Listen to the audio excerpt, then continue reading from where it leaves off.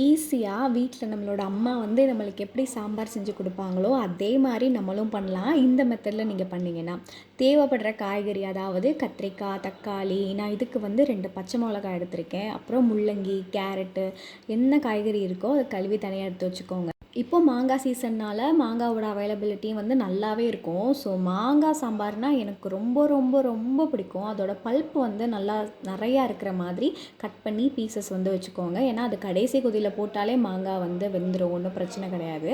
குட்டி குட்டியாக தான் நம்ம கத்திரிக்காய் வாங்கும் போதே வாங்கணும். அதை நல்லா நறுக்கிட்டு தண்ணிக்குள்ளே போட்டுடணும்.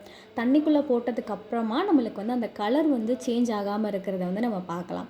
அப்புறம் தக்காளியை ரொம்ப குட்டி குட்டியாலாம் நறுக்காமல் இந்த மாதிரி நறுக்க வச்சுட்டு ஒரு சட்டியில் தேவையான தண்ணி எவ்வளோ வேணுமோ அந்த 2 டம்ளர் கிட்ட ஊற்றிட்டு நறுக்கி வச்சுருக்க முள்ளங்கி, கேரட்டு, கத்திரிக்காய், பச்சை மிளகாய் எல்லாத்தையும் ஆட் பண்ணிவிட்டு தேவையான அளவுக்கு மஞ்சத்தூள், மிளகாப்பொடி எல்லாமே நீங்கள் சேர்த்துக்கோங்க. உங்கள் வீட்டில் வந்து சாம்பார் பொடி அரைச்சி வச்சுருக்கீங்கன்னா நீங்கள் அதை வந்து சேர்த்துக்கலாம்.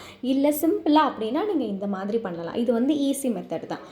சாம்பாருக்கு யூஸ்வலாக துவரம் பருப்பு போடுவோம் இல்லையா, அதுலேயே உங்கள் வீட்டில் வந்து பயிர் இருக்குது, பட்டர் பீன்ஸ் இருக்குது, என்ன பயிர் வகை இருந்தாலும் அதையும் சேர்த்து வேக போட்டுடலாம்.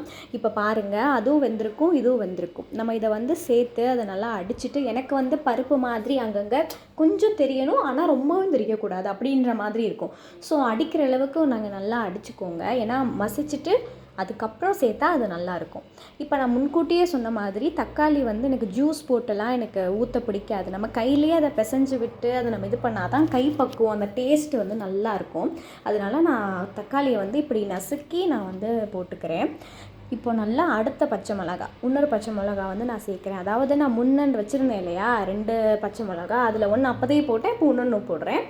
அது நல்லா வெந்ததுக்கப்புறம், அதாவது முள்ளங்கி வேகிறதுக்கு தான் லேட் ஆகும், ஆனால் மாங்காய் வந்து ஒரு கொதியிலே வெந்துடும். அப்படின்றனால கடைசியாக உங்களுக்கு தேவைப்படும் போது மாங்காய் போட்டுக்கோங்க. அப்புறம் நம்ம வந்து அந்த பயிரை வந்து ஆட் பண்ணிடலாம். இப்போது துவரம்பருப்பை வந்து நம்ம ஆட் பண்ணியாச்சு, அது கூடயே என்ன பயிர் இருக்கோ ஆட் பண்ணியாச்சு. உப்பு போட மறந்துடாதீங்க. கடைசி நேரத்தில் உப்பு ரொம்ப ரொம்ப முக்கியம். உப்பு டெஸ்ட்டெல்லாம் பண்ணி பார்த்துட்டு ரொம்ப ரொம்ப சுவையாக வேணும் அப்படின்னும் போது நம்மளுக்கு இந்த இடத்துல தான் நெய் எவ்வளோக்கு எவ்வளோ நம்ம கடைசியில் சேர்க்குறோமோ அந்த சுவை வந்து மாறவே மாறாது. கடைசியில் கொத்தமல்லி கொஞ்சோன்னு போட்டுட்டு நம்ம வந்து எண்ணெயை ஊற்றி கடுகு, கருவேப்பிலை, அப்புறமா காஞ்ச மிளகா போட்டு நம்ம ஊற்றி விட்டுட்டு நெய்யை மேலாப்பில் ஊற்றி சர்வ் பண்ணிவிட்டு இறக்கணும். அப்படின்னா நம்மளுக்கு சுட சுட சுவையான வாசமான மாங்காய் சாம்பார் வந்து ரெடி ஆயிரும். இது வந்து பொடி இல்லாமல் பண்ணுறது, வீட்டில் அரைச்ச பொடியை வச்சு எப்படி பண்ணுறது அப்படின்றத நான் வந்து அடுத்த வீடியோவில் வேணால் நான் சொல்கிறேன். இதை டேஸ்ட் பண்ணி பாருங்கள். இந்த மாதிரி பண்ணி வித்தவுட் எனி பொடி நம்ம வீட்டில் இருக்க மிளகா பொடி வச்சு பண்ணி பாருங்கள், அவ்வளோ டேஸ்ட்டாக இருக்கும்.